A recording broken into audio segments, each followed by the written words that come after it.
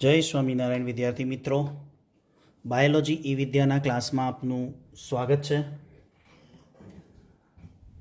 અગાઉના વિડિયો લેક્ચરની અંદર આપણે સમજ્યા હતા ફલન ક્રિયા અને ગર્ભસ્થાપન। સંતતિના નિર્માણ માટે પહેલા ફલન, પછી ગર્ભસ્થાપન, ગર્ભ વિકાસ અને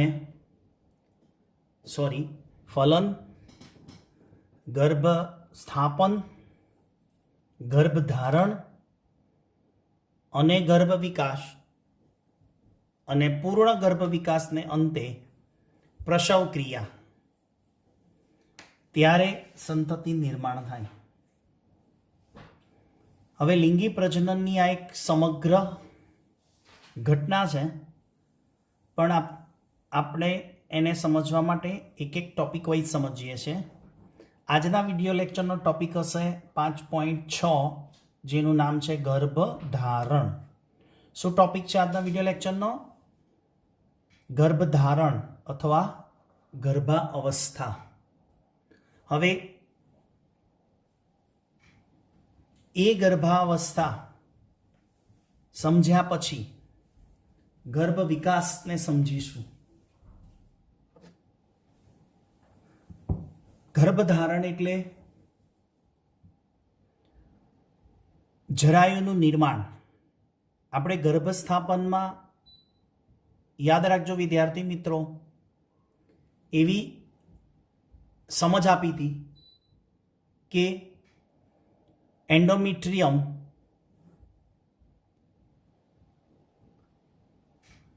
અંતઃકોષ સમૂહને આંશિક રીતે ઘેરી લે છે। હવે અહીંયા આપણે આગળ જોઈશું જરાયુનું નિર્માણ અને કાર્યો। એટલે જરાયુ વડે ગર્ભ છે, ગર્ભાશયમાં એક ચોક્કસ સ્થાને જગ્યા લે છે। હવે અને એ જે ચોક્કસ સ્થાને જગ્યા લે ત્યાં જરાયુનું નિર્માણ થાય છે। એટલે આપણે પહેલા સમજીશું જરાયુનું નિર્માણ અને ત્યાર પછી જરાયુના કાર્યોને સમજીએ।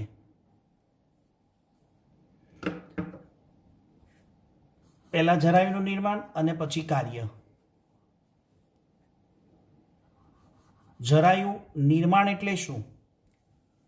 ગર્ભસ્થાપન બાદ, એટલે ગઈ વખતે વિડીયો લેક્ચરમાં સમજાયું કે અંતઃકોષ સમૂહ એન્ડોમેટ્રિયમની અંદર સ્થાન લઈ લીધું, એટલે ગર્ભસ્થાપન થઈ ગયું। ગર્ભસ્થાપન બાદ ગર્ભના પોષક કોષો, એ ગર્ભના પોષક કોષો ઉપર આંગળી જેવો પ્રવર્ધ જોવા મળે, જેને જરાયુ અંકુરણ કહેવાય। એટલે ગર્ભ પોષક રસાંકુરો કહેવાય ને। શું બોલાય? ગર્ભ પોષક રસાંકુરો। જો મિત્રો યાદ રાખજો, જરાયુ ગર્ભના પોષક કોષો ઉપર આંગળી જેવો પ્રવર્ધ નીકળે છે, એને જરાયુ કહેવાય। જરાયુજ અંકુર એટલે રસાંકુર ગર્ભાશયની પેશીઓ અને માતાના રુધિર દ્વારા ઘેરાયેલું રહે છે। અહીંયા એક સમજાવવાનો પ્રયત્ન કરું તમને।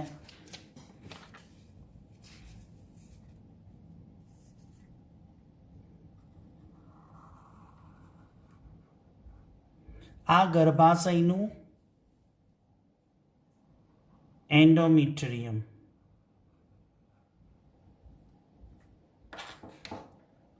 અને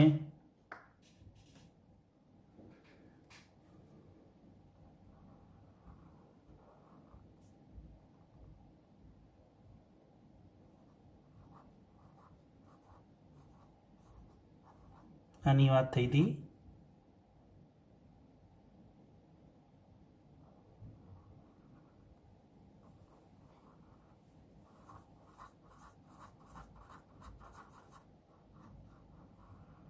આ ગર્ભ કોષ્ઠક કોથળી.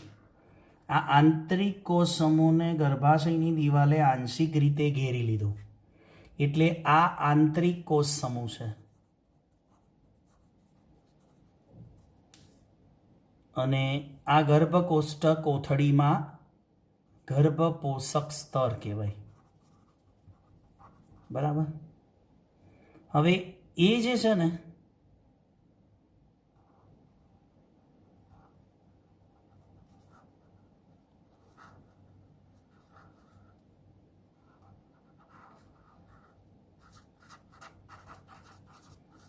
આ આંતરિક કોષ સમૂહ, આને આપણે કહીએ જરાયુ. ગર્ભ પોષક રસાંકુર જરાયુ કહેવાય. અને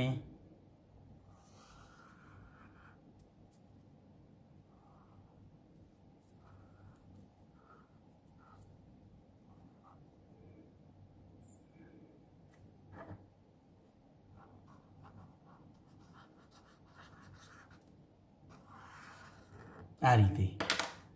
તો આ જે છે, જો ગર્ભાશયની જે દિવાલ છે ને એમાં આંગળી જેવા પ્રવર્ધ ઉપસી આવે, એને જરાયુ કહેવાય.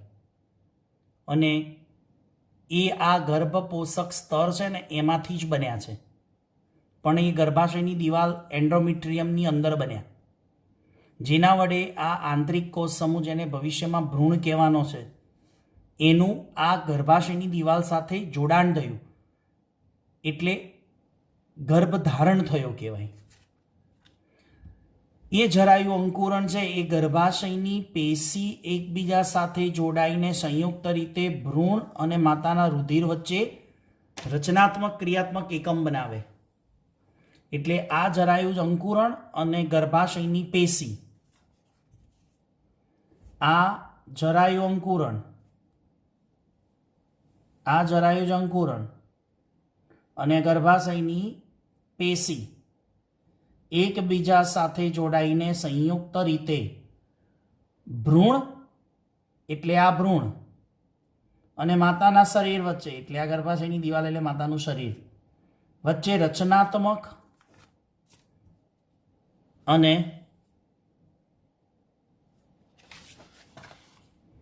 ક્રિયાત્મક એકમ બનાવે, જેને જરાયુ કહેવાય. મિત્રો ખબર પડી? જરાયુ એટલે જરાયુ અંકુરણ વત્તા ગર્ભાશયની દિવાલ. ગર્ભપોષક રસાંકુરણ, જરાયુ જ અંકુરણને ગર્ભપોષક રસાંકુરણ પણ કહેવાય. રસાંકુરણ કેવા હતા? આંતરડામાં સમજાયું હતું, આંગળીના પ્રવર્ધ જેવા. એ આંગળીના પ્રવર્ધ જેવા રસાંકુરણો અહીંયા ભ્રૂણમાંથી નીકળે અને ગર્ભાશયની પેશીમાં અંદર સુધી ઉતરે, એટલે ગર્ભાશયની પેશી અને જરાયુ જ અંકુરણ ઇઝ ઇક્વલ ટુ જરાયુ. તો જરાયુની ડેફિનેશન આપવી હોય તો શું અપાય? જરાયુ ઇઝ ઇક્વલ ટુ જરાયુ જ અંકુરક વત્તા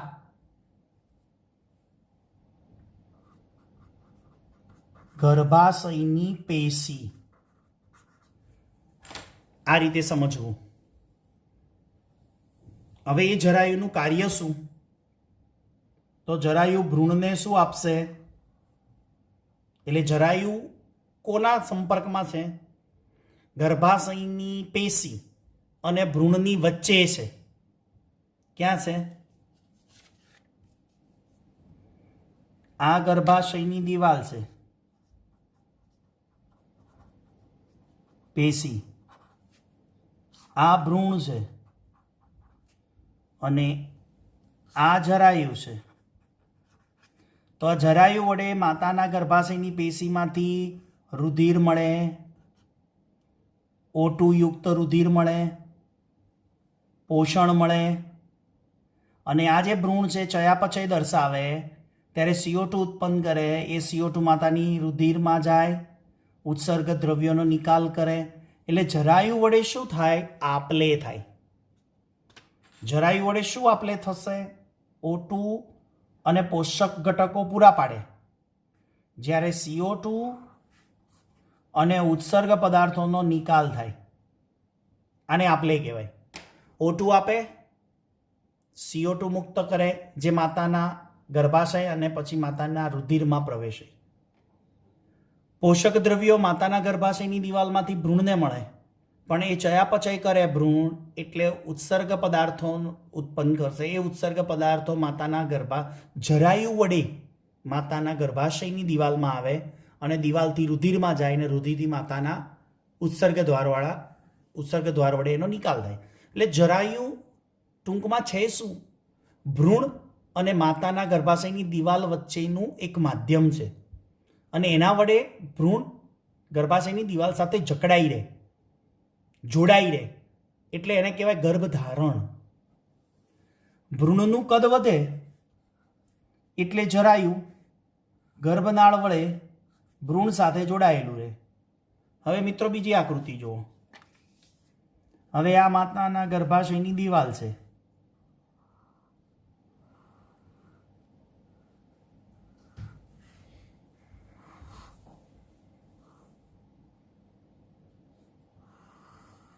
આ ગર્ભાશય. ઓકે, આ એનું માંસલ પુષ્કળ રુધિર કેશિકાવાળું એન્ડોમેટ્રિયમ કહીએ છીએ. હવે ધીમે ધીમે ભ્રૂણનું કદ વધે છે.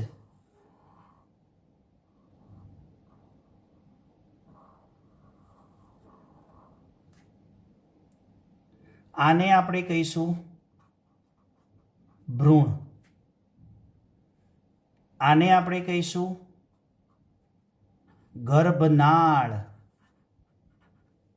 અને આ ગર્ભનાળ અહીંયા જરાયુ હતા, પણ હવે આ ભ્રૂણનું કદ વધ્યું એટલે ભ્રૂણ છે ને ગર્ભાશયની દિવાલથી દૂર ખસે. ત્યારે આ ગર્ભાશયની દિવાલ અને આ ભ્રૂણ વચ્ચે શું રચાય? ગર્ભનાળ. ગર્ભનાળ, ભ્રૂણનાળ, એને ગર્ભની જીવાદોરી કહેવાય. કેમ કે આ ગર્ભનાળથી જ ઓક્સિજન ભ્રૂણને મળશે, પોષક દ્રવ્યો મળશે, પછી એ CO2 દૂર કરે, ઉત્સર્ગ દ્રવ્યો દૂર કરે, એટલે જીવાદોરી કહેવાય. ભ્રૂણની જીવાદોરી કોણ? ગર્ભનાળ. અને એ આપણા શરીર ઉપર કઈ નિશાની છોડી જાય છે આપણે જન્મ્યા ત્યારે? હા, ડૉક્ટર આને કાપી નાખે. જેની આપણા બોડી ઉપર શું નિશાની હોય? નાભી. તો જ્યારે આપણે માતાના ઉદરમાં ગર્ભાશયમાં હતા ત્યારે આ ગર્ભનાળ વડે માતાના ગર્ભાશયની દિવાલ સાથે જોડાયેલા, અને એના વડે આપણે ઓક્સિજન મેળવતા, પોષક દ્રવ્યો મેળવતા. પણ જ્યારે ભગવાને આપણને જન્મ આપ્યો બહાર, ત્યારે ડૉક્ટર એને અહીંથી શું કરે છે? કાપી નાખે. ગર્ભનાળને કાપી નાખે. અને એ શરીર ઉપર આપણું નિશાન છે નાભી. સમજણ પડે છે? ઓકે. હવે એ ગર્ભનાળને ભ્રૂણની શું કહેવાય? જીવાદોરી કહેવાય. ભ્રૂણ એના વડે જ જીવિત છે. માતાના ગર્ભાશયની દિવાલમાંથી જરૂરી પોષક દ્રવ્યો મેળવે અને પોતાનામાંથી નકામા દ્રવ્યોનો નિકાલ કોના વડે કરે? ગર્ભનાળ વડે. એ ગર્ભનાળ પહેલાં શું હતું? જરાયુ. સમજણ પડી ગઈ? હવે ત્રીજું કાર્ય. જરાયુ છે ને એ બે કાર્યો કરે. એક કાર્ય એક તો ભ્રૂણને ગર્ભાશયની દિવાલ સાથે જોડાયેલું રાખે. ભ્રૂણને ગર્ભાશયની દિવાલ સાથે જોડાયેલું રાખે. વધતા અંતઃસ્ત્રાવ પણ સર્જે છે. કયા અંતઃસ્ત્રાવ? HCG. પૂરું નામ છે હ્યુમન કેરિયોનિક ગોનેડોટ્રોપિન. તમારા માટે બાકી રાખ્યું છે, ખાલી જગ્યા તમારે ભરવાની ક્લાસ વર્કની નોટની અંદર લખતી વખતે. Human chorionic gonadotropin, human placental lactogen. તો આ પૂરા નામ છે બેના. ઇસ્ટ્રોજન અને પ્રોજેસ્ટિરોન. જરાયુ કેટલા અંતઃસ્ત્રાવ સર્જે છે? એક હ્યુમન કેરિયોનિક ગોનેડો HCG, HPL, ઇસ્ટ્રોજન અને પ્રોજેસ્ટિરોન. તો તો મિત્રો આ થયો જરાયુનું નિર્માણ અને જરાયુનું કાર્ય, જે તમારે ગર્ભધારણમાં એક ટોપિક થયો. ગર્ભધારણ અને ગર્ભ વિકાસને મિત્રો સમજવું હોય ને તો 3 પ્રશ્નોને સમજવાના. હું ફરી બોલું છું, ગર્ભધારણ અને ગર્ભ વિકાસને સમજવું હોય તો 3 પ્રશ્નોને સમજવા પડે. એક પહેલો પ્રશ્ન આપણે પૂરો કર્યો, કયો? જરાયુનું નિર્માણ અને કાર્ય, જેને આપણે એમાં એ શબ્દ આપ્યો છે. ગર્ભધારણ અને ગર્ભ વિકાસને સમજવું હોય તો એ જરાયુનું નિર્માણ અને કાર્યોને સમજવા પડે. પછી આ વાત થઈ એ. હવે બી વાત કઈ છે? બીજી વાત છે ગર્ભાશયના અવસ્થામાં સર્જાતા અંતઃસ્ત્રાવો, એને પણ સમજવા પડે. ગર્ભધારણ વખતે એનો પણ મુખ્ય રોલ છે. હોર્મોન્સ જે ગર્ભાવસ્થા દરમિયાન સર્જાતા હોય ને, એનો મુખ્ય રોલ હોય તો જ ગર્ભધારણ સક્સેસફુલ રહે. એ હોર્મોન્સને કારણે.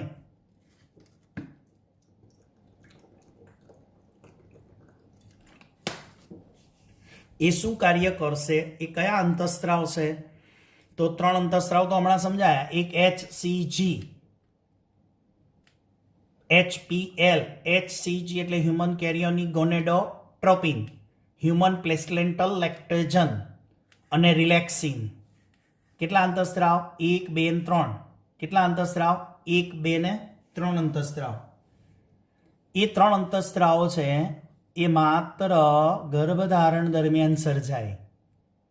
HCG, HPL અને રિલેક્સિન, એ 3 અંતઃસ્ત્રાવો માત્ર ગર્ભધારણ દરમિયાન સર્જાય. જ્યારે અન્ય અંતઃસ્ત્રાવો છે ને, જે ઓલરેડી બોડીમાં હોય છે, એ પહેલેથી ગર્ભધારણ પહેલેથી સર્જાયેલા છે, પણ એનું પ્રમાણ વધે. યાદ રાખજો, નીટમાં ભૂલ ના થાય. ગર્ભધારણ દરમિયાન કેટલા અંતઃસ્ત્રાવ સર્જાય? તો 3. પછી ગર્ભધારણ દરમિયાન કેટલા અંતઃસ્ત્રાવોનું પ્રમાણ વધે? કયા કયા અંતઃસ્ત્રાવોનું પ્રમાણ વધે? જે ઓલરેડી બોડીમાં પહેલેથી સર્જાતા હોય. પહેલેથી એટલે ગર્ભનું સ્થાપન થયું ને, ગર્ભ બન્યો ને, એ પહેલેથી. જેમ કે ઇસ્ટ્રોજન, સમજાઈ ગયું. પ્રોજેસ્ટેરોન, એ પણ ગર્ભ બન્યા પહેલા અંતઃસ્ત્રાવ સર્જાતા હતા, પણ પ્રમાણ વધે છે. શું થાય છે? પ્રમાણમાં વધારો થાય છે. એટલે કે ગર્ભધારણ દરમિયાન ઇસ્ટ્રોજન, પ્રોજેસ્ટેરોન, કોર્ટિસોલ, પ્રોલેક્ટિન અને thyroxine. Oestrogen, progesterone, cortisol, prolactin અને થાઇરોક્સિન નામના હોર્મોન્સનો શું થાય? વધારો થાય. એટલે કે એ હોર્મોન્સનું લેવલ શું થાય? ગર્ભધારણ દરમિયાન વધી જાય. કેમ કે સાથે ભ્રૂણ છે, એટલે ભ્રૂણ પણ ચયાપચય કરશે. હવે ભ્રૂણ ચયાપચય ક્રિયા કરે એટલે એ બધા હોર્મોન્સ માતાના રુધિર દ્વારા મળવાના. ભ્રૂણમાં તો હજી અંતઃસ્ત્રાવી ગ્રંથિ સર્જાઈ નહીં હોય, એટલે ભ્રૂણને પણ અમુક હોર્મોન્સ જોઈશે ચયાપચય કરવા માટે. તો એ હોર્મોન્સ ક્યાંથી મળશે? માતાના રુધિર દ્વારા. તો માતાના રુધિરમાં માતાના માટે અંતઃસ્ત્રાવો સર્જાયા છે, માતાને પણ ચયાપચય ક્રિયા કરવાની છે. તો એ અંતઃસ્ત્રાવોનું પ્રમાણ વધતા ભ્રૂણની પણ ચયાપચય ક્રિયાઓ સક્સેસ જાય, સફળ થાય. માટે અંતઃસ્ત્રાવોનું પ્રમાણ વધે છે. જો એ અંતઃસ્ત્રાવોના પ્રમાણની આવશ્યકતા નીચે છે જ. એક તો ગર્ભધારણની જાળવણી કરવી, પછી ગર્ભની વૃદ્ધિ કરવા માટે પણ ગર્ભધારણની જાળવણી કરવા, જેમ કે ઇસ્ટ્રોજન અને પ્રોજેસ્ટેરોન. પછી ગર્ભની વૃદ્ધિના આધાર તરીકે, હવે ગર્ભની વૃદ્ધિ ક્યારે થાય? જેમ આપણા બોડીની વૃદ્ધિ માટે કીધું હતું કે અમુક પ્રકારના હોર્મોન્સ જોઈએ, ગ્રોથ હોર્મોન્સ જોઈએ, થાઇરોક્સિન જોઈએ. તો એ ગર્ભની વૃદ્ધિ માટેનો આધાર પણ આ હોર્મોન્સ છે, જેમાં થાઇરોક્સિન આવે. પછી માતાના ચયાપચય ફેરફારો થાય, માતાના બ્લડમાં પણ ચયાપચય, માતાના કોષમાં પણ ચયાપચય ફેરફારો થાય, જેથી આવા હોર્મોન્સની આવશ્યકતા રહેતી હોય છે. તો આ બીજો ટોપિક આપણે ગર્ભધારણ અને ગર્ભ વિકાસમાં સમજ્યા. હવે ત્રીજો ટોપિક, જેને આપણે કહીએ છીએ ગર્ભ વિકાસ. મુખ્ય થિયરીમાં ગર્ભ સ્થાપન અને ગર્ભ વિકાસ શબ્દ હતા. હવે એને આખી ટાઇટલ હેઠળ 3 પેટા ટોપિક છે. એક કયો સમજ્યા? જરાયુ નિર્માણ કાર્ય. બીજો કયો શીખ્યા? ગર્ભધારણ દરમિયાનના અંતઃસ્ત્રાવો. અને ત્રીજો સમજવો છે આપણે ગર્ભ વિકાસ. એ ગર્ભ વિકાસની માહિતી આપણે લઈએ આગળ. તો ત્રીજો પોઈન્ટ છે ગર્ભ વિકાસ. એમાં ગર્ભ વિકાસ અને ગર્ભ વિકાસની લાક્ષણિકતાઓને સમજવું છે આપણે. હવે થોડુંક રીકેપ આપું. બેકગ્રાઉન્ડ હિસ્ટ્રીમાં જવું પડશે. ફલન ક્રિયાની અંદર મેં સમજાયું હતું કે 1 કોષી, 2 કોષી, 4 કોષી, 8 કોષી, 16 કોષી મોરુલા ગર્ભ બને. અને મોરુલા ગર્ભ બને પછી ગર્ભ કોષ્ઠ કોથળી બનશે. રાઈટ? હા, યાદ આવ્યું ને? હવે એ ગર્ભ કોષ્ઠ કોથળીમાં આપણે 2 વસ્તુ શીખ્યા હતા. એ ગર્ભ કોષ્ઠ કોથળીમાં અંતઃકોષ સમૂહ હતો અને એની ફરતે શું હતું? ગર્ભ પોષક સ્તર.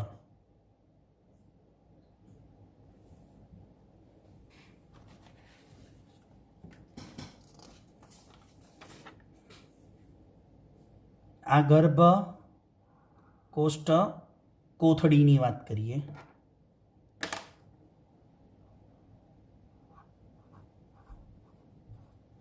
આ એની ફરતે ગર્ભ પોષક સ્તર. અને આ શું શીખ્યા હતા? અંતઃકોષ સમૂહ. રાઈટ? આને આપણે ગર્ભ કોષ્ઠ કોથળી કહીએ છીએ. અને એ આંશિક રીતે ક્યાં ઘેરાય? ગર્ભાશયના એન્ડોમેટ્રિયમમાં.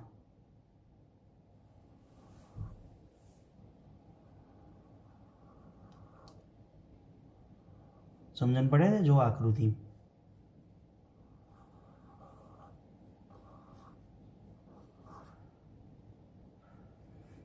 હા, હવે હમણાં શીખ્યા ને થિયરીમાં ગર્ભધારણ થયું, પછી અંતઃસ્ત્રાવો સર્જાયા, એટલે કે જરાયુનું નિર્માણ થયું અને જરાયુ વડે આપલે થઈ.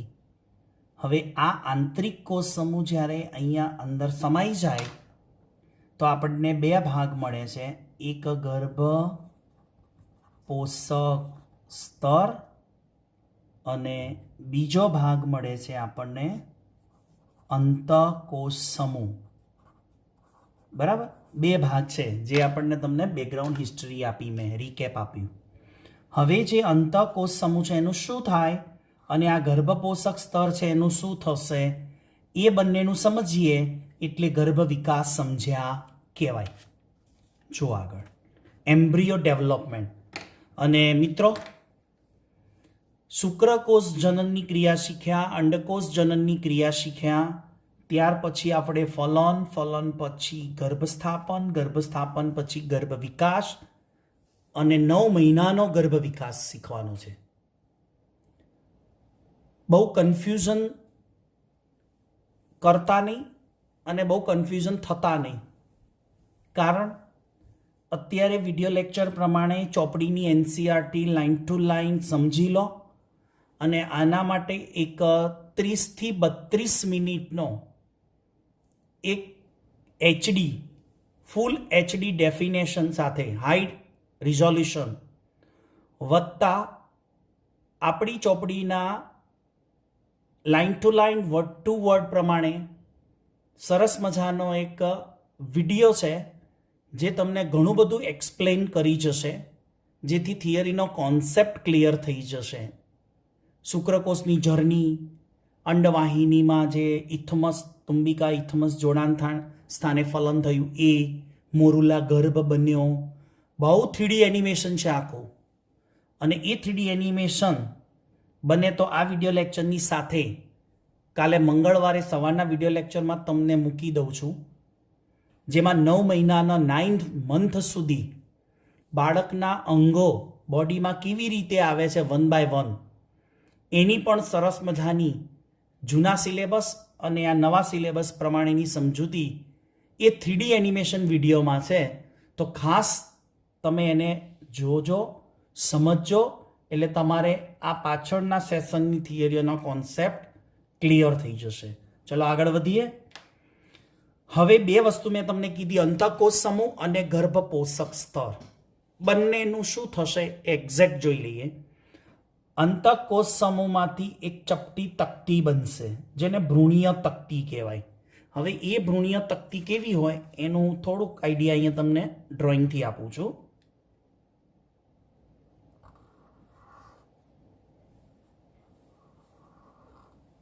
આ ભ્રૂણીય તકતી બનશે. પછી એ ભ્રૂણીય તકતી છે ને આ રીતે બને.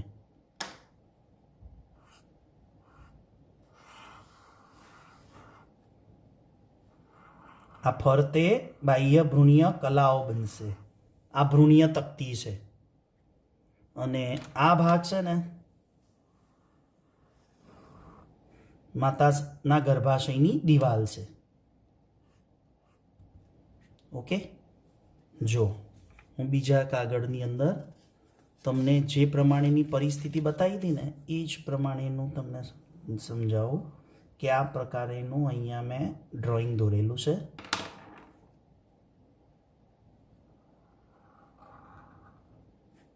આ અંતઃકોષ સમૂહ,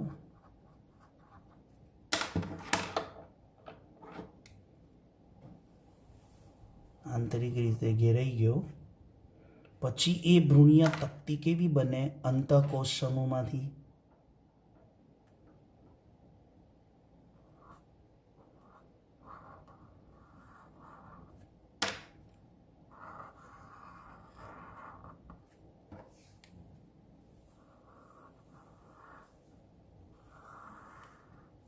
સમજાય છે? આ પહેલી આકૃતિ, બીજી આકૃતિ. હવે આ જે ભ્રૂણીય તકતી બની એ ચપટી તકતી છે અને એની અંદર આ જે સ્તર બને એને બાહ્ય ગર્ભસ્તર અને આને કહીશું અંતઃગર્ભસ્તર. અને ત્યાર પછી અંદર એક ગર્ભસ્તર આવે જેને અંતઃગર્ભસ્તર કહેવાય.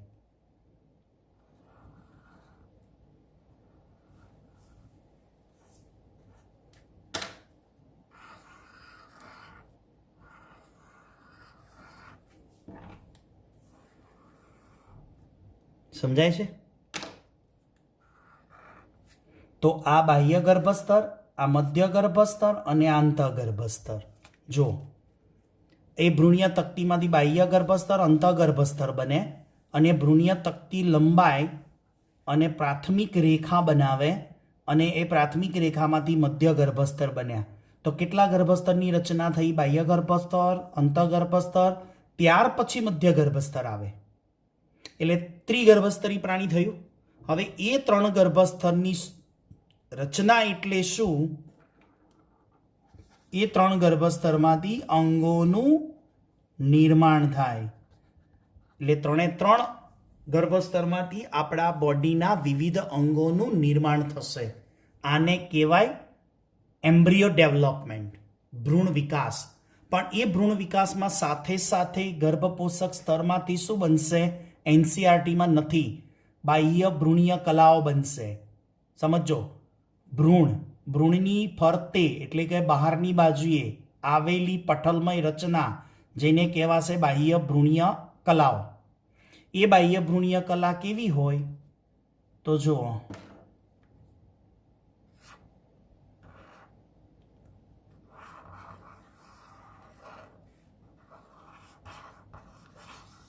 આ ભ્રૂણ છે.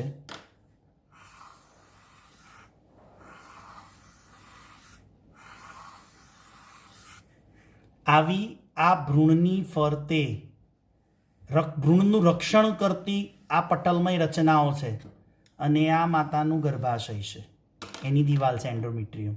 આ ભ્રૂણ છે, માછલી જેવું લાગે અને આ અવસ્થામાં ઝાલર ધરાવે, કંઠનાલીય ઝાલર. ચોપડીમાં આવી આકૃતિ આપી છે, એ માત્ર ને માત્ર સમજ પૂરતી છે, ડ્રોઈંગ નથી કરવાની, માત્ર થિયરીનો કોન્સેપ્ટ સમજમાં આવે એના માટે છે. હવે આ જે બાહ્ય ભ્રૂણીય કલાઓ સર્જાઈ ને એના નામ છે.